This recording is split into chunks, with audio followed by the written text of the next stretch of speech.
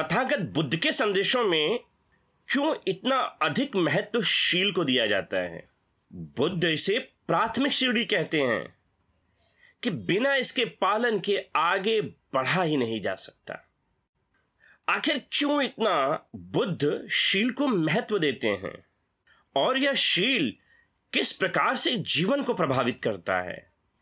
क्या वास्तव में बिना शील के सफल जीवन की शुरुआत भी नहीं की जा सकती? और हम क्या इसके प्रभावों को जीवन में देख सकते हैं?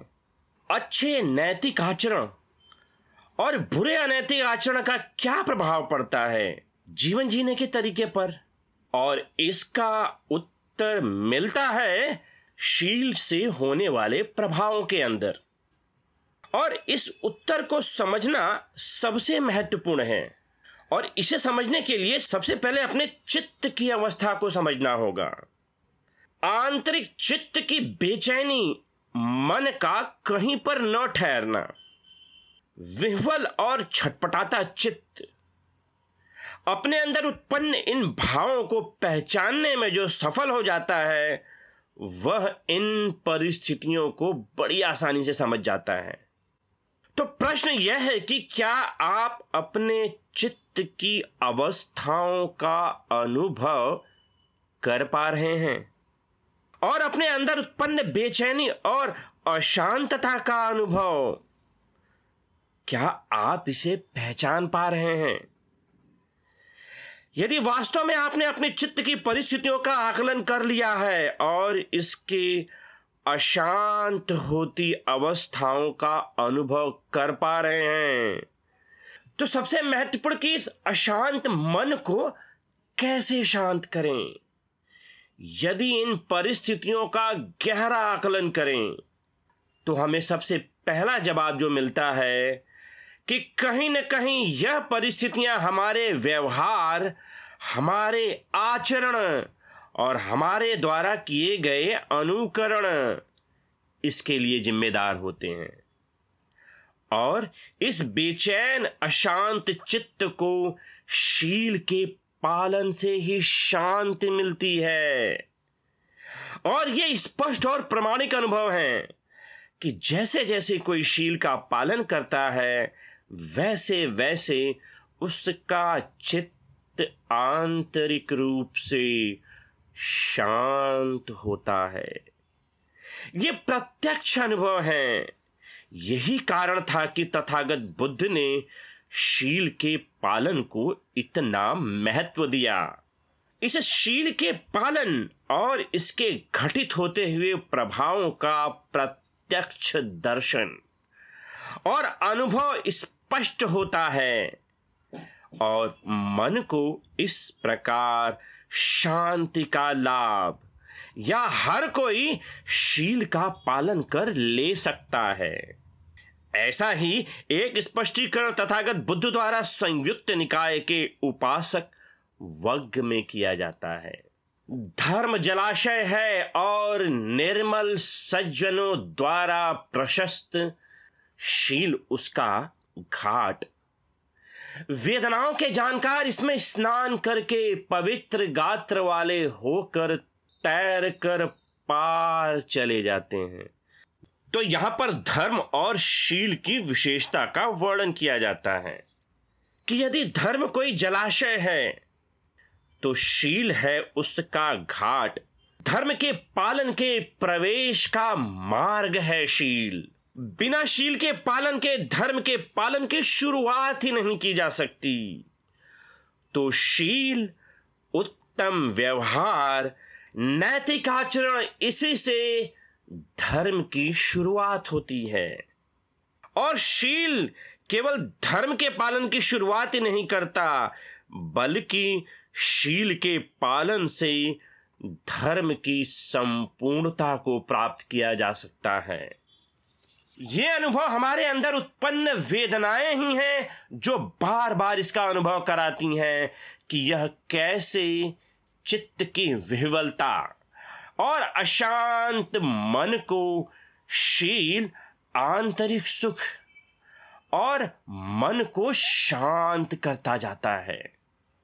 और धर्म का पालन करना हर किसी के लिए संभव हो जाता है। तो यहां पर एक और प्रश्न उत्पन्न होता है कि हम धर्म को कैसे समझें, कैसे इसकी व्याख्या करें, कैसे धर्म को जीवन से जोड़ें। तो इसी की व्याख्या करते हुए इसी सूत्र में बुद्ध आगे कहते हैं कि वह सभा नहीं होती जिसमें संत न हो, वे संत नहीं होते जो धर्म की बात न बोलें। राग, द्वेष और मोह को त्याग कर धर्म की बात बोलने वाले ही संत होते हैं। तो धर्म वही जो राग, द्वेष, मोह का त्याग करने में सहायक हो। मगर आज के समय में धर्म की परिभाषा पूरी तरह से बदल चुकी है। विभिन्न प्रकार के धर्म जो एक संप्रदाय का रूप लेकर अपनी पहचान के लिए आपस में संघर्ष करते हैं। तो बुद्ध के अनुसार धर्म वही है जो राग, द्वेष और मोह को छोड़ने में सहायक हो। यहां पर राग का अर्थ है संसारिक विषयों से चिपकने का भाव, किसी भी वस्तु या विषय से जुड़ने का भाव, तृष्णाओं के वशीभूत अपनी इंद्रियों को संतुष्ट करने का प्रयास। और द्वेष का अर्थ है दूसरों को हानि पहुंचाने का भाव, दूसरों के लिए अहित का भाव। और मोह है जीवन की सच्चाइयों के संदर्भ में उत्पन्न भ्रामक विचार, भ्रमपूर्ण विश्लेषणों से लगाव कर बैठना, भ्रम को सत्यमान, नष्ट होते हुए विषयों को नित्यमान स्वीकार कर लेना।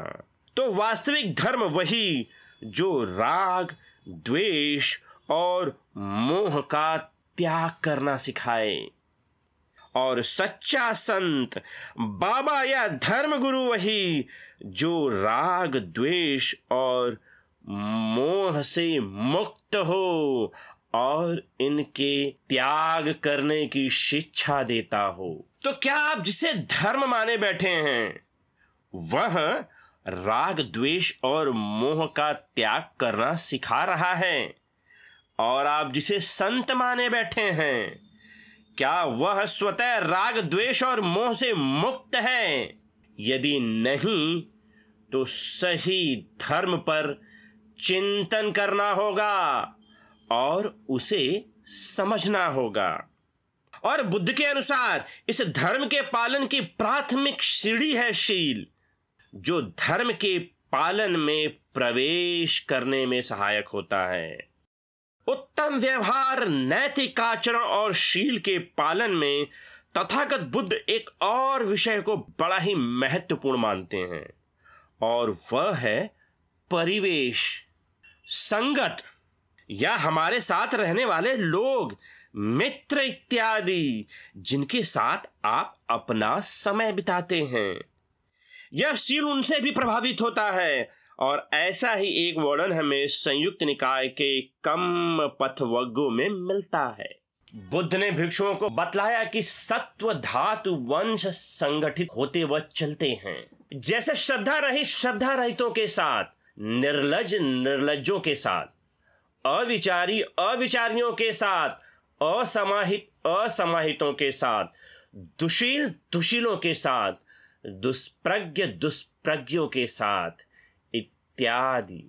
तो संगत, आपके आसपास के लोग, परिवेश, इनका एक दूसरे से मिलना और उनसे प्रभावित होना एक प्रकार से आचरण, व्यवहार को संगठित या मजबूत कर देता है।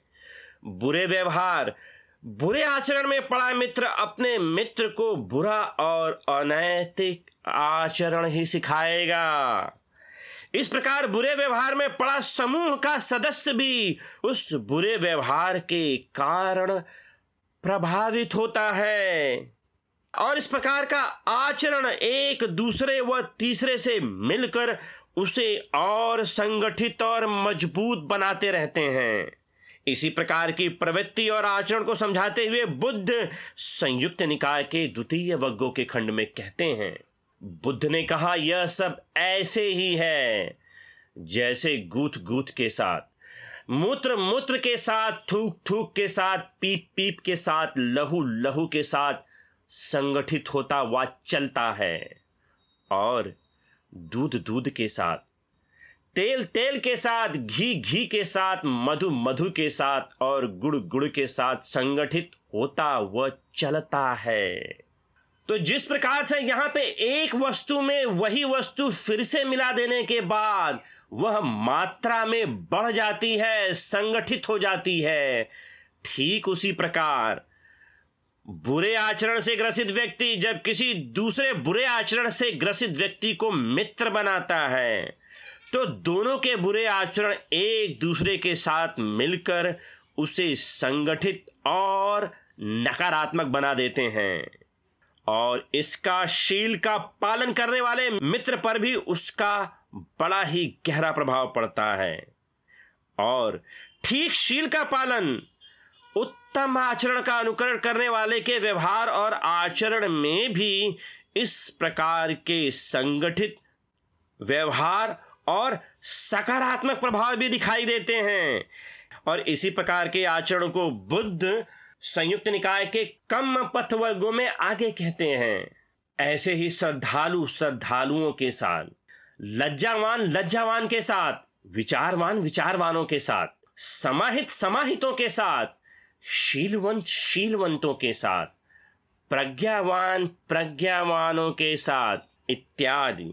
तो बुरी संगत, बुरे आचरण वाले मित्रों या लोगों से दूर रहना चाहिए। वे खुद तो दुखी व बर्बाद होते ही हैं, वे अपने मित्रों को भी बर्बाद और परेशानी में डालते हैं।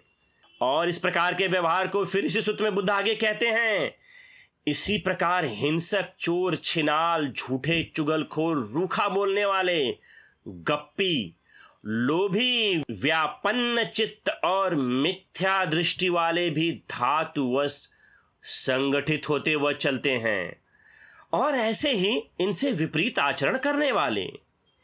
इसी प्रकार मिथ्या दृष्टि, मिथ्या संकल्प, मिथ्या वाणी, मिथ्या कर्मांत, मिथ्या आजीविका, मिथ्या व्यायाम, मिथ्या स्मृति, मिथ्या समाधि, मिथ्या ज्ञान एवं मिथ्या विमुक्ति वाले भी धातुवश संगठित होते व चलते हैं, और ऐसे ही इनसे विपरीत परिस्थिति वाले।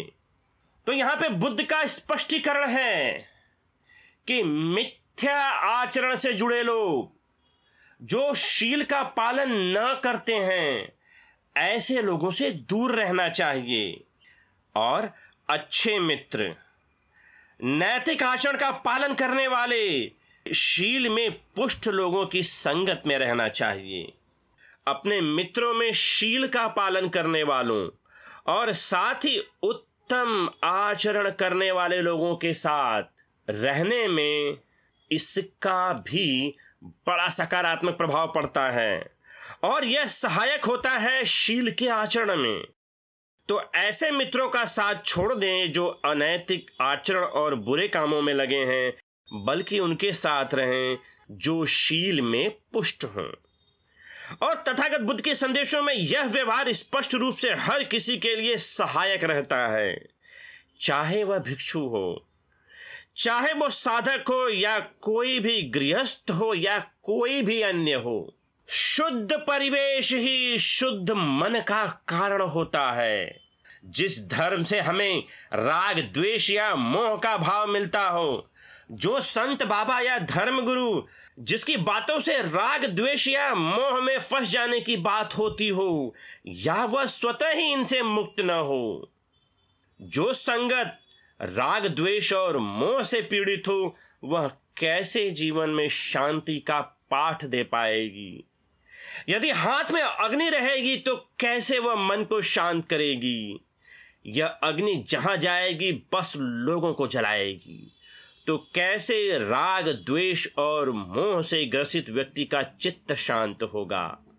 राग, द्वेष और मोह ये अग्नि के समान हैं, ये जहां रहेंगे केवल जलाएंगे, और ऐसा परिवेश सदैव चित्त को दूषित और अशांत मन का कारण बना रहेगा। सदैव मन को अंदर से समाहित नहीं होने देगा, वह बेचैन कर इसे छटपटाता रहेगा। तो इन परिस्थितियों से बचना है तो शील का पालन करना होगा। यह शील ही है, ये उत्तम व्यवहार और नैतिक आचरण ही है जो राग, द्वेष और मोह को त्यागने में सहायक होते हैं और मन अंदर से शांत होता है। तो वही व्यक्ति इसमें सफल होगा जो शील का पालन करता हो। ऐसा ही एक वर्णन हमें संयुक्त निकाय के अरहंत वक्क में मिलता है। एक समय धनंजानी नाम की ब्राह्मणी ने भारद्वाज गोत्र ब्राह्मण के लिए भोजन परोसते हुए 3 बार उदान के ये शब्द कहे। उन अरहत अवस्था प्राप्त सम्यक संबुद्ध तथागत को नमस्कार हो। ब्राह्मण को यह वचन अच्छे नहीं लगे, परंतु ब्राह्मणी के कहने पर वह बुद्ध से मिलने चला गया। वहां पहुंचकर उसने उनसे पूछा, किसका नाश कर कोई सुख से सोता है, किसका नाश कर शोक नहीं करता, किस एक वस्तु का वध करना आपको अच्छा लगता है। बुद्ध ने कहा, क्रोध का नाश कर सुख से सोता है, क्रोध का नाश कर शोक नहीं करता, विष मूलक क्रोध का वध करना आर्यों द्वारा प्रशंसित है। और फिर बुद्ध ने अपने धर्मोपदेशों में कहा, जो काया, वाणी और चित्त से हिंसा नहीं करता वही अहिंसक होता है। शील में प्रतिष्ठित प्रज्ञावान पुरुष ही समाधि और प्रज्ञा की भावना करते हुए सब प्राणियों को उलझाए रखने वाली इस अंदर बाहर की जटा को सुलझा सकता है। तो शील में प्रतिष्ठित और समाधि तथा प्रज्ञा की भावना करने वाला ही अंदर बाहर सभी प्रकार की दुविधा, परेशानी, उलझन, तकलीफ इत्यादि को समाप्त करने में सक्षम हो जाता है। तो इसी शील पारमी के महत्व के बारे में कुछ और नई बातों को जानेंगे। धन्यवाद।